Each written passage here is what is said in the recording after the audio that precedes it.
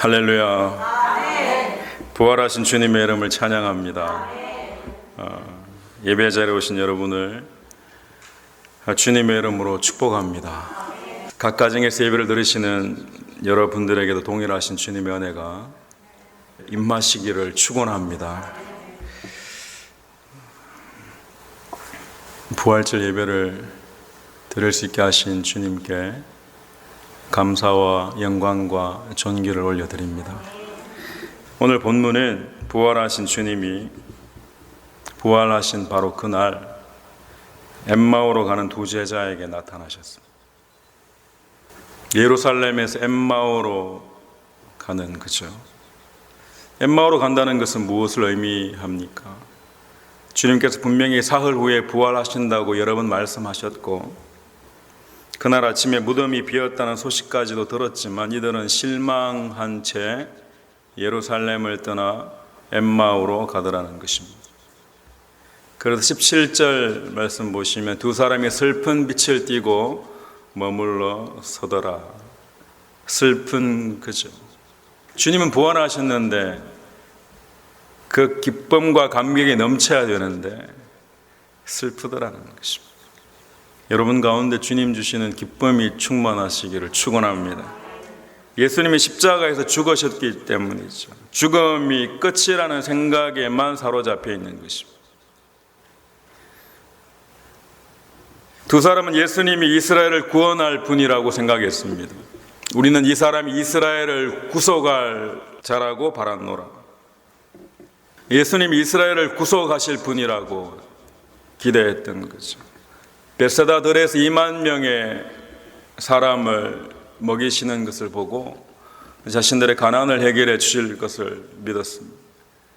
죽은 나사로를 살리시는 것을 보고 질병으로부터 자신들을 구원해 줄 것을 믿었던 거죠. 예루살렘 성 입성하실 때 모든 사람들의 호산나를 외치는 그 순간에 왕의 모습을 상상하며 기대했던 것입니다. 그런데 6월절이 지나고 예수님이 무기력한 모습으로 어느 누구보다 더 초라한 모습으로 십자가에 달려 죽으시는 것을 보고는 그들이 가졌던 소망과 기대는 물거품이 되어버린 것입니다. 다 사라져버린 거죠. 이제는 세상이 바뀔 거라는 기대, 이제는 뭔가 달라질 거라는 그런 소망이 다 사라져버린 것입니다. 실망과 절망만을 아는 채 엠마오로 가고 있었던 것입니다. 예수님을 믿으면 그 예수님이 나의 모든 문제를 다 해결해 주실 거라고만 생각했는데 달라지는 것이 아무것도 없는 거예요. 오히려 더 초라한 모습을 보게 되기도 합니다. 주님이 우리에게 약속하신 것을 믿지 않고 내가 기대했던 것만 바라보는 거죠. 내 생각대로 되어져야 되는 것입니다. 그러면 실망과 절망에 사로잡히기 십상인 거죠. 예수님은 안식구 첫날 오늘 새벽에 부활하셨습니다. 부활하신 첫날 그 감격의 날에 주님은 무엇을 하셨냐는 거예요. 첫날입니다. 부활하신 첫날이에요. 바로 그 날이에요. 사망 권세를 이기신 주님께서 이제 부활하셨으니 정말 중요한 일을 하실 거잖아요. 대제사장들과 장로들에게 나타나시거나 아니면은 자신을 재판한 빌라도 앞에 나타나실 수도 있는 문제입니다. 로마 황제 앞에 나타나실 수도 있는 거예요. 한순간에 그를 처리해 버리실 수도 있는 겁니다. 그런데 주님은 부활하셔서는 가장 먼저 하신 일이 실망하고 낙심에 빠진 자를 찾아가시다. 도무지 이해가 되지 않는 거죠. 부활하신 그 몸을 입은 채 주님은 실망과 낙심에 사로잡힌 자를 찾아가셨어요. 이름도 없는 제자들을 찾아가시더라는 것입니다. 주님은 주님의 자녀들이 주님께 돌아오기를 기다리시는 것입니다. 세상에 보기에는 아무것도 아닌 자들, 초라한 자들, 이름도 없는 자들인 것 같은데 주님은 부활하시자마자 한달음에 찾아가시다. 주님의 자녀이기 때문에 실망하고 낙심해서 예루살렘에 버리고 돌아가는 그들이었어요. 주님은 지금 이 순간에도 저와 여러분에게 찾아오시는 주님이신 줄 믿으시기 바랍니다. 실망하고 낙심하여 예루살렘을 떠나는 자들, 실망하고 낙심하여 주님 곁을 떠나는 자들을 주님은 버려두지 않으시고 찾아가시더라는 것입니다. 부활의 아침에 우리에게 찾아오시는 주님을 영적으로 만나게 되기를 축원합니다. 엠마오로 가는 두 제자들은 자기 마음대로 자기 생각대로 되지 않는다고 실망하면서 예루살렘을 버리고 떠나갔습니다. 주님이 부활하실 것을 수차례 들었고 새벽에 무덤이 비었다는 소식도 분명히 들었습니다. 하지만 이들에게 하지 않아요. 주님께서 말씀하신 것을 알고 새벽에 빈 무덤을 보고 온 동료들로부터 소식을 들었음에도 불구하고 믿지 않습니다. 왜? 내 마음에 실망이 가득 차버리고 현실만 눈에 보이는 거죠. 믿음이 없는 자들이에요. 그런데 주님은 그런 자들에게도 찾아가시더라고요. 그렇죠? 부활이 저와 여러분의 기쁨이 되는 게 바로 여기에 있습니다. 주님이 아무리 부활하셔도 그 부활하신 주님이 저와 여러분에게 찾아오시지 않으면 아무런 능력이 되지 않는 거예요. 그 주님이 저와 여러분과 함께 하시기에 능력이 되는 줄 믿으시기 바랍니다. 부활하신 주님이 나를 살리셨기에 내게 능력이 되는 거죠. 저 같은 사람에게도 주님은 찾아오시고 여러분에게도 주님은 찾아오셔서 우리를 살리시더라고요. 오늘 엠마오로 가는 제자가 2명 있습니다. 성경에 보시면 한 사람의 이름은 글로바라고 나와 있는데 다른 한 명은 이름조차 나와 있지 않아요. 그 이름조차 나와 있지 않는 그 자가 바로 저와 여러분인 줄 믿으시기 바랍니다. 여러분 인생 가운데 단 한 번도 실망하지 않는 사람은 없어요. 자기 생각에 갇히면 다 실망하게 되어 있습니다. 의심의 방향을 상대편에게 하나님에게 돌리면 끊임없이 불편합니다. 정말 주님이 부활하셨을까를 의심하는 게 아니라 내 안에 주님을 정말 믿고 있는가를 의심해야 됩니다. 방향이 잘못되는 거예요. 엠마오로 가는 게 아니에요. 예루살렘을 향해서 가야 돼요. 그럼에도 불구하고 지금 예배의 자리에 저와 여러분이 있는 것은 주님이 우리를 찾아오셨다는 증거인 줄 믿으시기 바랍니다. 근데 안타까운 것은 주님이 찾아오셔도 제자들이 알아보지 못하는 거예요. 여러분 알아보시겠습니까? 왜 내 생각에 갇혀있지 않나요? 내 마음에 들지 않으면 교회고 뭐가 없지 않나요? 혹시나 우리가 그러지 않나요? 주님은 끊임없이 찾아오시는데 알아보지 못하더라고요. 오늘 아침에도 주님은 우리에게 찾아오시는데 우리가 주님을 알아보지 못하면 안타까운 것입니다. 두 제자는 분명히 메시아를 기다렸고 그 주님을 알았어요. 근데 부활하신 주님이 다시 오셨을 때 알아보지 못하더라는 것입니다.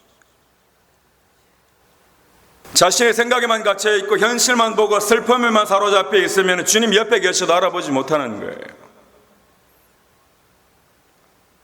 바로 옆에 계신 주님을 알아보지 못하더라는 것입니다. 지금 이 시대가 주님이 함께 하셔도 주님을 혹시나 알아보지 못하는 시대가 아닌지, 우리는 그렇지 않은지 이 부활 아침에 깨닫게 되기를 원합니다. 주님이 어떻게 반응하십니까? 알아보지 못하는 제자들을 향해 주님이 어떻게 반응하시는가요? 나라고 말씀하시면 될 것 같은데, 내가 바로 부활한 메시아라고 말씀하시면 될 것 같은데 말씀하시지 않으세요. 왜 나를 몰라보냐고도 묻지 않으십니다. 그리고 그들의 가리워진 눈을 고치시지도 않아요. 시각의 문제가 아니에요. 그들의 눈이 아니라 말씀을 통해 그들이 스스로 깨닫기를 원하셨습니다. 눈을 고치신 것이 아니라 그들의 생각을 고치시기를 원하셨어요. 그들로 하여금 스스로 생각하게 하시는 것입니다. 스스로 깨닫도록 하시는 거죠. 말씀을 풀어주셨다고 성경은 말씀하십니다. 이에 모세와 및 모든 선지자의 글로 시작하여 모든 성경에 쓴 바 자기에 관한 것을 자세히 설명하시니라. 차근차근 말씀으로 풀어주시는 주님은 저와 여러분이 말씀을 통해서 스스로 깨닫기를 원하십니다. 부활의 소식이 우리 감정의 문제가 아니라 여러분 안에서 말씀이 깨달아지면 부활하신 주님을 만나게 되어 있는 거죠. 기분 문제가 아니에요. 숫자의 문제가 아니에요. 내 안에 주님을 만나면 부활하신 주님이 살아계심을 믿게 되는 것입니다. 말씀을 풀어주실 때 마음이 뜨거워지지 않았냐고 하는 거죠.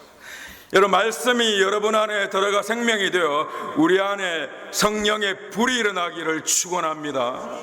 말씀이 변화시킨 것처럼 지금 이 순간도 하나님의 말씀이 우리를 변화시키십니다. 말씀을 준비하다 보면 그 말씀 때문에 내 안이 뜨거워지는, 인격의 문제가 전부가 아니에요. 영의 문제입니다. 말씀이 나를 살리는 거죠. 근데 말씀을 통해 결국 알아야 될 게 뭐냐는 거예요. 아, 내가 누구보다 성령을 많이 안다는 건가요? 정말 그런 건가요? 아니에요. 말씀을 통해서 결국 알아야 될 것은 예수 그리스도라는 것입니다.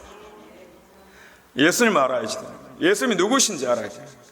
내 생각만으로, 내 지식만으로는 아무리 노력해도 예수님을 알아보지 못하더라는 거예요. 내 경험만으로는 아무리 노력해도 예수님을 알아보지 못한다는 거예요. 아무리 똑똑한 사람이라도 예수님을 스스로 알아볼 수 있는 방법은 없다는 거예요. 말씀이 내 안에 들어와 그 말씀이 나를 살리시는 것입니다. 부활하신 예수님이 오늘 말씀을 통해 저와 여러분 가운데 보여지는 역사가 있기를 축원합니다. 오늘 말씀을 듣고 말씀이 살아 역사하게 되기를 축원합니다. 정말 말씀은 살아있는 거예요. 제자들의 마을에 거의 도착했을 때 예수님 마을을 지나가시려고 합니다. 이들은 아직은요, 예수님이 누군지 정확하게 몰라요. 그런데 말씀을 듣다 보니 마음이 뜨거워져서 자신들이 머무는 곳에 예수님을 초청합니다. 초대하는 거예요.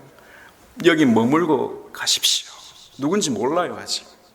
자신의 삶으로 초대하는 거예요. 아, 좋은 말씀이네. 나랑 생각이 똑같네. 거기에만 머무르면 아무것도 아니에요. 아, 좀 새로운 거네. 깨달음으로 거치는 것이 아니라 저와 여러분의 삶 가운데 주님을 초대해야 하시다. 부활하신 주님을 초대해야 하시다. 내 삶의 현장에 주님 오셔야 되고, 우리 가정 가운데 주님 오셔야 되고, 저와 여러분의 말씀을 나눈 이곳에 주님이 오셔야 되는 거고, 지금 가정에서 예배드리는 여러분 가운데 주님이 함께 하셔야 되는 거예요. 깨달음으로 거치면 아무것도 아니에요. 예수님은 그들의 초대에 응하셨습니다. 바쁘실 거잖아요. 부활의 첫날 같이 걸어오시고 또 그들의 초대에 응하시는 거예요. 우리가 주님을 마음속으로 모시면 주님은 언제든지 우리 안에 오시는 거예요. 두려우십니까? 슬프신가요?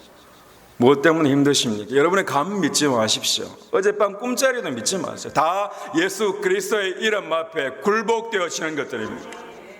시대의 문제, 상황의 문제 다 예수 그리스도께서 이미 승리하신 것입니다. 여러분 안에 주님을 영접하십시오. 매일같이 영접해야 됩니다. 손님으로 가시는 거죠. 그들이 초대하니까 예수님은 손님으로 가신 거죠. 근데 손님으로 가신 예수님이 갑자기 떡을 떼시더라는 거예요. 저희와 함께 음식 잡수실 때 떡을 가지사 축사하시고 내가 저희에게 주심에 저희 눈이 밝아져 그인 줄 알아보더니 예수는 저희에게 보이지 아니하시는지라. 무슨 말인가요? 초대해놓고는, 내 마음에 영접해놓고는 손님으로만 계시면 안 돼요. 내 마음에 주님을 영접했습니다 하고 내 마음대로 내가 주인 되는 삶이 아니에요. 떡을 떼어주시는 것처럼 그분이 나의 주인 되셔야 되는 거예요. 그분이 떼어주는 떡을 우리는 받아먹는 거예요. 누가 주인이고 누가 손님인지 알아야지 돼요. 나는 당연히 영접했지요. 거기까지가 아니라는 거예요. 내 삶의 주인이 부활하신 주님이 되시기를 축원합니다. 주님 너무너무 감사한 거죠. 떡을 떼어 주시는 이 아침에 생명의 말씀이 여러분 가운데 떼어지기를 축원합니다. 우리 받아 먹어야지 되는 거예요. 내 생각대로만 이거 아니에요. 주님께서 떼어주시는 말씀 그대로 받아 먹어서 살아나는 역사가 있기를 축복합니다. 주님이 주인 되시는 거죠. 부활하신 예수님을 저와 여러분의 삶으로 초대하시고 그분을 주인으로 섬기기를 원합니다. 주님은 우리에게 찾아오시고 우리의 주인 되어 주시겠다는 거예요. 주님을 주인으로 모시는 그 순간에 제자들의 눈이 밝아지고 그들의 삶이 달라지더라는 거죠. 엠마오로 갔던 제자가 적시로 곧 거시로 일어나 예루살렘으로 돌아가더라는 것입니다. 저와 여러분의 삶의 주인이 바뀌면 삶이 달라집니다. 실망으로만 내딛던 우리의 삶이 소망으로 가게 되고 슬픔에 가득 찬 우리의 인생이 기쁨의 인생이 되기를 축원합니다. 두려움에 사로잡혔던 인생이 강하고 담대해지는 거예요. 예루살렘으로 가더라는 거죠. 하늘나라를 향해 가는 저와 여러분의 인생 되기를 주님의 이름으로 간절히 축원합니다. 부활하신 주님이 우리 죄를 대신해서 지셨다는 것은 주님이 저와 여러분의 주인 되시는 거잖아요. 주인 되셔야 되는 이유가 뭔가 하면 내가 비록 죄인일지라도 내가 내 인생 가운데 실패할지라도 나는 괜찮아요. 내가 주인이 아니기 때문에 괜찮아요. 주인이 주님이시기에 맞습니까? 내가 다 지고 가려는 거예요. 내가 누구보다 좀 괜찮은 거, 내가 누구보다 좀 나은 거, 그거 붙잡고는 그냥 이거 내 거예요 그러는 거예요. 그럼 나머지 죄와 여러분이 실패한 삶도 여러분이 책임져야 하셔야 됩니다. 아무것도 없는데 뭘 붙들고 있는 거예요? 정말 복음을 알고나 있나요? 정말 주인 되는 게 뭔지는 알고는 있습니까? 주님이 주인 되시면 내 실패한 삶도 내 모든 죄악된 것도 주님이 다 책임져 주십니다. 그래도 주님이 내가 너의 주인 되시겠다고 하는 거예요. 주님 내 안에 오셔서 나의 주인 되어 주시기를 원합니다. 우리 부활의 아침에 우리의 소망인 거예요. 우리 교회에 오셔서 우리 가정에 오셔서 주님 주인 되어 주십시오 하는 거예요. 수많은 아픔과 수많은 슬픔과 수많은 죄악들을 주님께서 다 책임지시겠다. 주님께서 십자가에 달려 죽으신 그 순간 우리가 미래에 받아야 될 그 심판이 이미 과거에 치러져 버리는 거예요. 주님 앞에서 다 해결되어져 버리는 거예요. 우리는 심판받은 그 이후의 삶을 살게 되는 것입니다. 저와 여러분은 지금 영생을 누리고 있는 거예요. 여러분의 삶 가운데 영생을 누리기를 축원합니다. 두 가지 동시에 있는 거예요. 육체의 소욕과 성령의 소욕이 동시에 있는 거예요. 하지만 우리에게 분명히 있는 것은 영생의 삶입니다. 이 땅에 어떠한 슬픔과 두려운 일이 있더라도 우리는 기쁨과 감사함으로 일어날지어다 하는 거예요. 부활한 자만이 알 수 있는 거예요. 부활하신 주님의 영이 우리를 살리시기를 축원합니다. 실망하시다가도 또 일어나셔야지 되고 슬퍼하시다가도 또 일어나셔야지 되고 부활하신 주님이 우리와 함께 하시기 때문에 여러분 우리 지금 볼 수 있으니까 너무 좋잖아요. 아닌가요? 좋지요. 근데 죽어도 다시 볼 수 있어요. 영원한 생명이 있는 자들만 볼 수 있어요. 주님을 예배한 자들만 볼 수 있어요. 주님이 내게 주인 되시는 자들만 볼 수 있는 거예요. 영원토록 볼 수 있게 되기를 축원합니다. 부활하신 주님을 초대하고 그분을 나의 삶의 주인으로 모시는 그런 저와 여러분의 인생 되기를 주님의 이름으로 간절히 축복합니다. 우리는 이제 더 이상 정죄함이 없는 거죠.